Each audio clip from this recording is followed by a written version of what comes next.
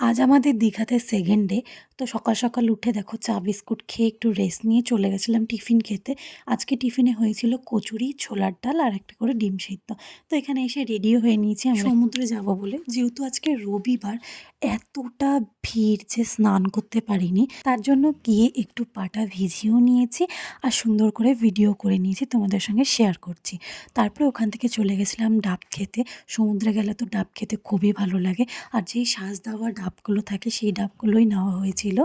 তো আমরা এখানে ৩ জনেই খেয়েছি, বাবা, মা, আমি। তো খুব মজা হয়েছে সেকেন্ড ডেতেও। তারপরে ওখান থেকে চলে গেছিলাম একটা দোকানে।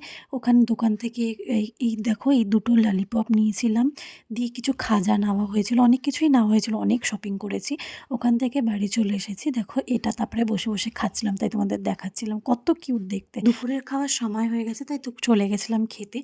এখানে ছিল ভাত, ডাল, ফুলকপি রোস্টটা তো দারুণ হয়েছিল। আর ছিল চিকেন। দুদিনের খাওয়া-দাওয়াই তো জাস্ট দারুণ ছিল। তারপরে ওখান থেকে রেডি হয়ে চলে গেছিলাম ঢেউসাগরে। আমরা যখন গেছিলাম তখন কিচ্ছু খোলেনি। এর জন্য সমুদ্র দেখে ওখান থেকে হেঁটে, হেঁটে বাড়ি চলে এসেছি। এবার বাড়ি চলে আসার পর এই আলু ভাজাগুলো মানে স্ন্যাক্স হিসেবে দিয়েছিল। তারপরে আর রাত্রিবেলা কিছু খাইনি।